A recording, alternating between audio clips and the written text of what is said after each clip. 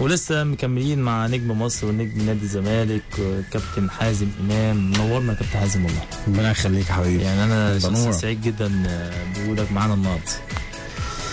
انا مبسوط بيك وان شاء الله كده دايما احسن واحسن. كابتن حازم يعني عايزين نتكلم عن رحيل ميدو.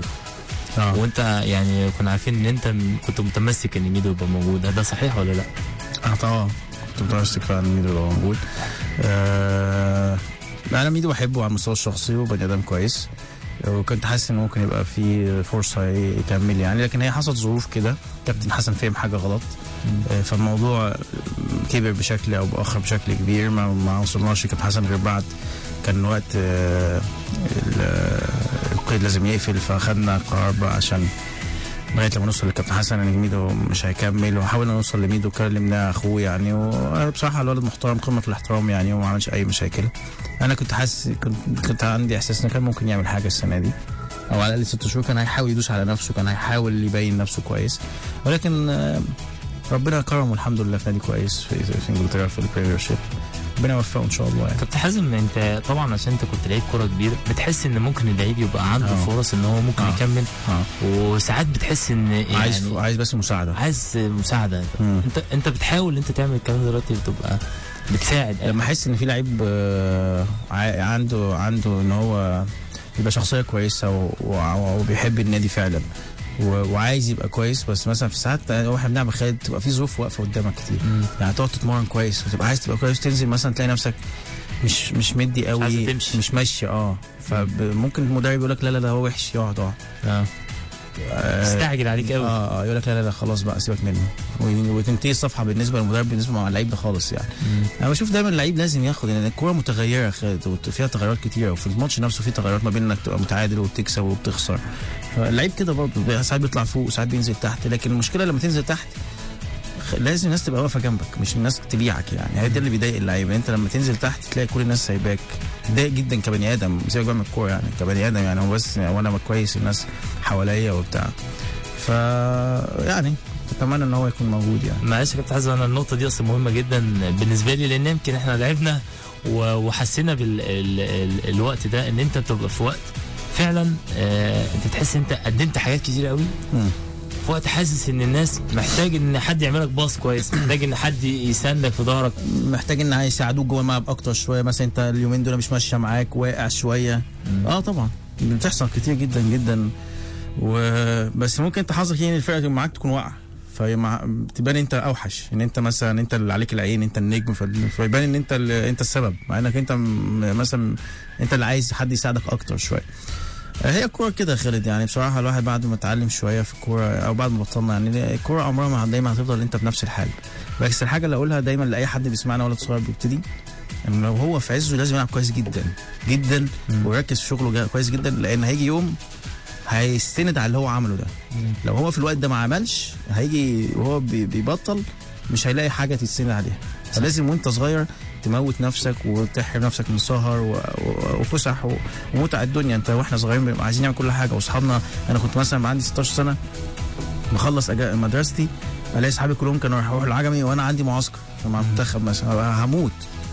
بس بقى لقيت ده بعد يعني، انا كنت ساعتها كنت بقى متضايق بس بعد 20 سنه لقيت نفسي انا مبسوط باللي انا كنت بعمله. بس ساعتها كنت ببقى بعيط، صحابي كلهم، وارجع بقى المدرسه الاقي كل واحد عنده حكايات واحنا في العجله وانا ما عنديش حاجه يعني، كلهم ما يعرفوش صحابي اللي في الكوره. وساعتها الدنيا كانت لسه ما حدش مشهور ولا حاجه، فبتبقى عندك بتضحي بحاجات كتير. بالنسبه لك دي تضحيه كبيره جدا، انت في اجازتك سايب صحابك وقاعد في معسكر بتجري وتصحى الساعه 7 الصبح وتاكل بنظام وتعمل بنظام. لكن بعد ما بتبطل كوره بتقول الحمد لله انت عملت كده، انك لقيت حاجه عملتها. ولما جيت تبطل الناس حباك وانت مبطل، مش بتقول يا عم يمشي بقى وخلاص، ما هو ما عملش حاجه، ما هو ما جابش بطوله ولا حاجه. بتبقى موضوع صعب جدا ان انت تحس ان انت يعني عملت حاجات كتير قوي ومحدش مقدر الكلام ده. لا دي بتبقى حاجه صعبه، بس الجمهور دايما بيقدر بصراحه يعني ما فيش حد ما يقدرش يعني. اللي بيعمل حاجه بيقدر اللي عمل حاجه، لكن في ناس ما عملتش حاجه، في ناس بتعمل ماتش مش هيقدرك عشان ماتش او ماتشين، لكن اللي بيعمل بطوله، اللي بيجيب بطوله، اللي يطلع هداف، اللي بيجيب لك اجوان، اللي كان مؤثر في ماتشات مهمه، ده اللي الناس تفتكره يعني. لكن مش واحد يطلع في الدوري يجيب لك ماتشين، في ماتش مثلا الاتحاد ولا المحله، وماتشين تاني على الاسكندريه مثلا، اي حاجه، ويعيش عليهم السنه كلها او يعيش عليهم الدنيا كلها يعني. كابتن حازم عبد الواحد السيد، يعني اخيرا بعد طول انتظار يعني الصفقه خلصت وعبد الواحد باقي في النادي الزمالك بعد عودتك يعني بيومين. ايه رايك في دي؟ بص لا انا حلو صح؟ حلو شغال على طول. يعني بكلم عبد الواحد من وانا هناك، يعني عرفت كده ان في يعني ان في يعني كلام وكده وحصلت، مش عايز مشاكل لكن يعني تاخير شويه.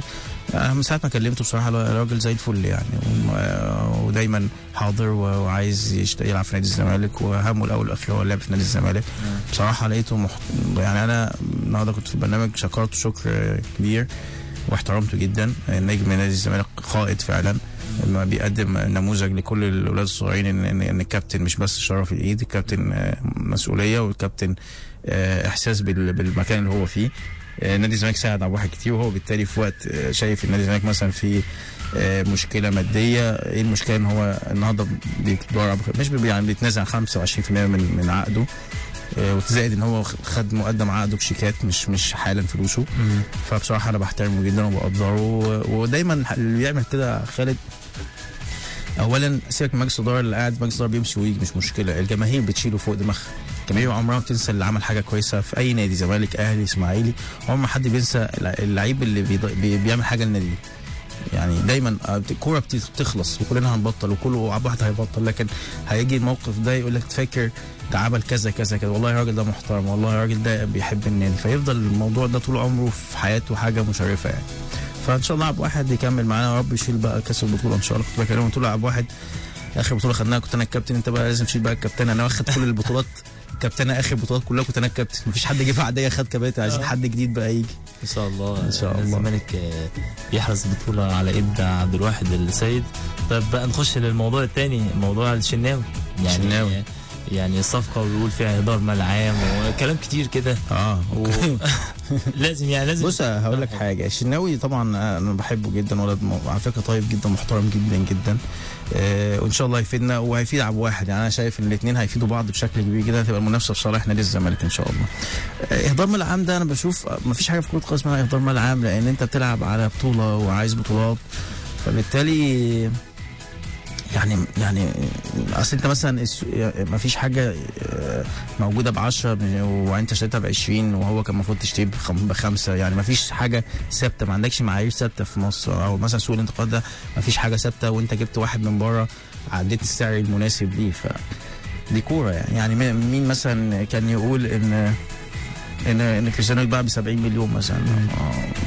ما حدش اشترى حد ب70 مليون قبل كده، لكن ريال مدريد عملها. مش بقارن يعني، لكن بقول لك كوره ملهاش معايير ثابته انك تقول ده اهدار مال عام او ده مش. افرض كسبنا بطوله الافريقيا وكان الشناوي ليه مثلا دور مؤثر، او ممكن ما يكسبش لا قدر الله والشناوي ما يلعبش، دي حاجه بتاعت مدرب ما مش بتاعت انا يعني. انت بتعمل السبل انك تبقى عندك فرقه كويسه وبس وخلاص يعني.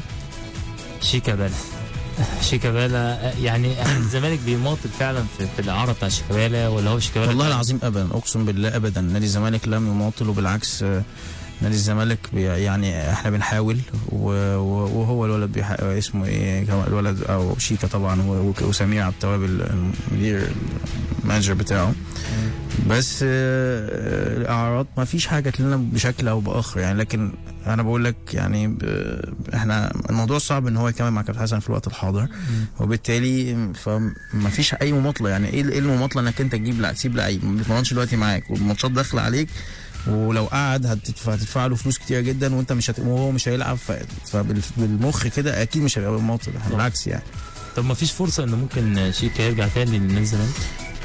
لا ما شيكا هيرجع اكيد، بس انا بتكلم على السنه دي. اعتقد في ظل المواضيع زي ما هي في ثبات في كل موقف، هيبقى صعب يلعب في نادي الزمالك السنه دي يعني. ولسه مكملين مع كابتن حازم امام ونجم النادي الزمالك ومنتخب مصر، ولسه مستنيين رسائلكم على 1006 عشان نشوف مين اللي هيكسب التيشيرت بتاع ريال مدريد اللي ممضي من الكابتن حازم امام، والبرنامج ده برعايه هيري جامبس. كابتن حازم امام، عايز تتكلم عن نادي الزمالك تاني ولا نخرج بقى اتحاد الكوره؟ زي ما انت عايز يا نجم، اللي انت عايزه. طب ليه يا كابتن حازم بيقولوا بقى ان انت دايما مشغول عن الزمالك في الفضائيات؟ ليه بحس ان ان احنا كل ما نشوف حد ناجح في اي حاجه عايزين دايما نوقعه. يعني هو الناس تتكلم من صيغه ان ممكن مبقاش مهتم بالنادي، يعني ابقى مسافر كتير، بس هو ما هو يعني هو لازم اشتغل، ما هو مش طبيعي ان انا ابقى شغلتي بعد نص دولار. يعني انا كده انا هبقى بالعكس، انا لو بقيت شغلتي بعد نص دولار انا هستفيد من النادي مش هفيده يعني. لكن انا بشوف ان بص انا بصراحه ان في جهاز، انا دايما بشوف ان لما يبقى في جهاز كويس والدنيا معاك ماشيه كويس، الاختصاصات يعني او التدخل في الكوره بالذات بيقل بشكل كبير. لان احنا معانا الكابتن حسن من ساعه ما جه بصراحه، وكان قبليه مع حسام حسن نفس الكلام، واحنا كنا خلاص يعني الفرقه ماشيه كويس، فبتبتدي تدخلاتك بتقل شويه. انا بتكلم على الكوره مينلي يعني. فانا دايما بالعكس موجود على طول. انا بسافر بس بسافر يومين في الاسبوع. يمكن طبعا كنت في شهر الفتره اللي فاتت، بس قبل ما اسافر خلاص احنا السنه دي عارفين هنعمل ايه. الشناوي سي قبل ما اسافر جبناه، وكنا عارفين موضوع الشناوي، وكان المفروض هنتكلم معاه قبل ما اسافر، لكن اخرت المواضيع الماديه شويه، لكن كان هو المحسوم امر يعني. وبس يعني احنا متفقين من قبل ما نسافر على الديتيلز اللي هتحصل، وده اللي حصل وما فيش اي جديد. وزي ما قلت لك انا لازم اشتغل، يعني احنا بطلنا كوره خالد، فلازم نشتغل، مش هنعيش على الماضي. وعايز اقول لك حاجه على فكره، يعني في اعضاء صداره كتير بيسافروا اكتر مني، بس هم مش مشهورين. بس ما حدش عارف. يعني هي المشكله الناس مش عارفه. الناس عشان بتشوفني في التلفزيون فيقول لك ده على طول مسافر، لكن في ناس كتير بتشتغل وبتسافر بره كتير جدا ومش مشهورين بس معروفين، لكن ما حدش بيركز معاهم يعني. فهو الموضوع مش بالسفر او بالقعده، الموضوع ان انت نوعا ما انت ايه في المكان اللي انت فيه. وانا متهيألي نادي الزمالك ككوره من ساعه ما جينا، هقول لك حاجه خالد، يمكن احنا جينا ومشينا جينا الفرقه كانتش تكسب خالص، كنا جينا في سنه قبليها كنا السادس، جبنا حسام مشينا معاه، اعتقد الفرقه رجعت لنادي الزمالك بشكل كبير جدا، ورجعت نادي الزمالك قيمته، ورجع نادي الزمالك انه بيكسب وابتدى ينافس بشكل كبير. فعملنا الخطوه اللي هي الصعبه، انت تطلع فرقه من المركز السادس، وان فرقه طلعت في الكاس من بني عبيد، وفرقه عندها انهيار فني بشكل كبير، والناس فقدت الثقه فيها. ان احنا جبنا جهاز وجبنا فرقه، عملنا فرقه وابتدت الفرقه ترجع تاني ونكسب، وطلعنا مركز تاني، وكنا منافسين على المركز الاول ومشينا. وجينا كابتن حسن لقيناه نجم كبير جدا وماشي بشكل خطه كويسه الحمد لله. فبالتالي اعتقد ان برضو الزمالك رجع زي الاول حاليا، فرقه كويسه جدا، عندنا لعيبه كويسه جدا، عندنا جهاز فني محترم بشكل قوي جدا.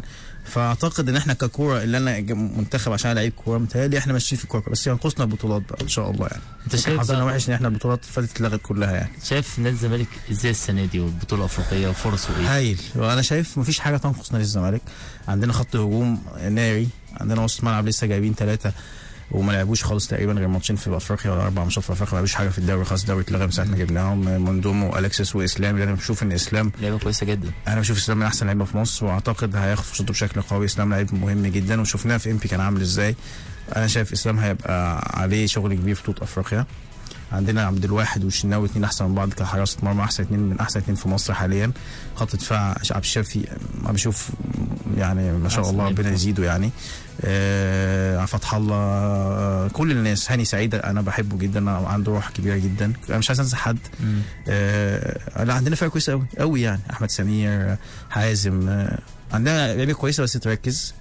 فانا متهيألي اللعيبه يعني احنا لو مكانهم خالد هبقى نفسي العب كوره بقى يعني، بقى لنا ما لعبناش حاجه السنه كلها فاتت، كلها لعبنا ماتشين، فالواحد عايز يلعب بقى وعايز يشوف احساس يرجع تاني اللعب. فمتهيألي ان شاء الله يعمل ماتش كويس في اقرب. انت شايف بقى دور المجموعات اللي واقع فيها نادي الزمالك والاهلي، شايفها هتبقى عامله ازاي، وفرص ايه نادي الزمالك، وهيخطط ازاي للبطوله؟ هو ده نادي الزمالك دلوقتي كل حلم ان هو ياخد بطوله طبعًا كبيره لجماهيره. انتوا بتحاولوا توفروا كل الامكانيات انا بشوف الزمالك دلوقتي خالد ان شاء الله يستطيع ان يكسب بطوله. عندنا لعيبه كتير جدا عندهم خبرات، عندنا احمد حسن طبعا نجم، انا نسيت معلش انا للاسف يعني، بس احمد من اللعيبه اصحاب الخبره كبيره جدا ومفيد جدا ولعيب مجتهد ويمكن انت شفت الماتش النجم الفاسي هناك عمل ايه، وكان من احسن لعيبه وجاب جول.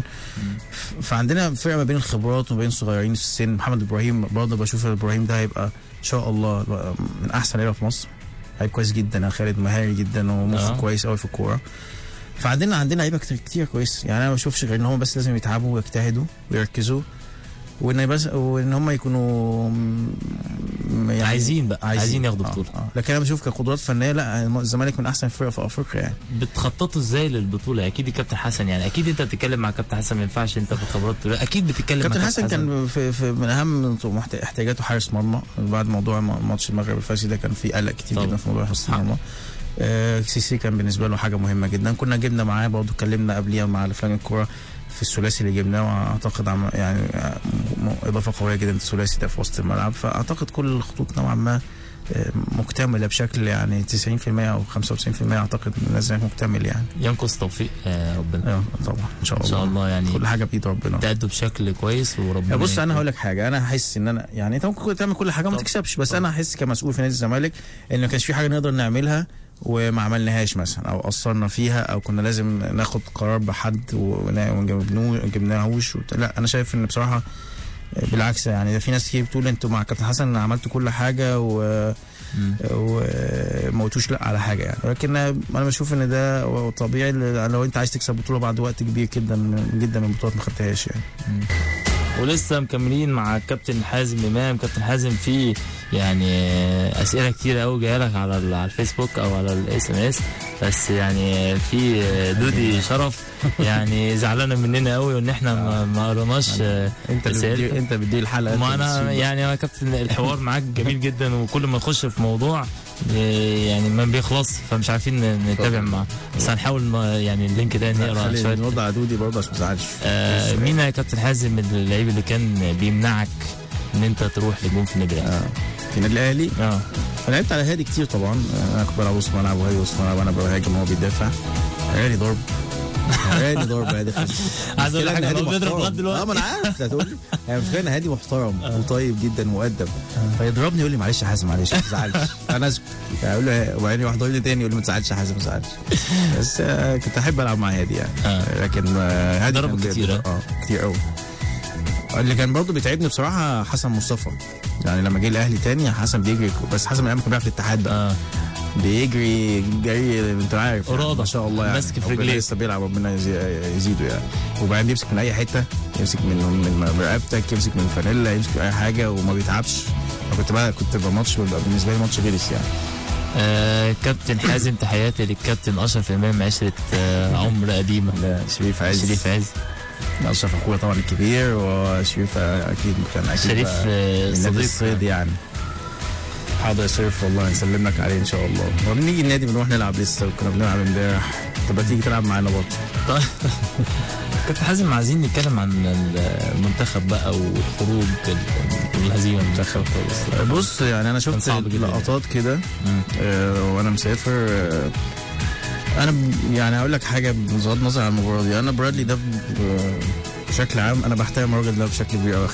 اولا جه في وقت صعب جدا، جه في وقت لقى ثوره ولقى مظاهرات بشكل قوي جدا، ما خافش وما مشيش وما فسخش عدو. قال لك انا يا عمي ايه وجع الدماغ اللي انا جاي في بلد الغريبه دي، انا قاعد في امريكا مع عيالي مثلا. فانا احترمته. وكان بينزل كمان في مظاهرات، كان بينزل، كنت بشوف بينزل هو ومراته. فبحسه راجل يعني دي حاجه بره الكوره يعني، مش حاجه، مش بتكلم في الكوره دلوقتي، بتكلم حاجه كموقف انا حسيته انه يعني انفعل مع الشعب المصري، حس باللي هم حاسين بيه. ما اشتغلش دماغه، ما انفصلش، مع انه لسه جاي مش عارف حاجه خالص ولا عارف حتى اللعيبه، لكن تحس يعني عايز يبقى موجود في مصر، مبسوط بمصر. انا على المستوى التدريبي بشوف ان برادلي وهو في امريكا، انا كان عاجبني جدا وهو في امريكا معاه تطورت بشكل من كاس القارات، كاس العالم. عملوا كوره ما كناش بنشوف امريكا بتلعب كوره يعني، كنا بنشوف امريكا بتجري ولكن امريكا في كاس القارات بالذات عملت ماتشات قويه جدا جدا. لعبت ماتشات بشكل رائع، كوره قدم حلوه تتفرج عليها. كاس العالم نفس الكلام، يمكن خرجت من غانا في الاكسترا تايم، لكن اشوف ان التطور مع الكوره بشكل كبير.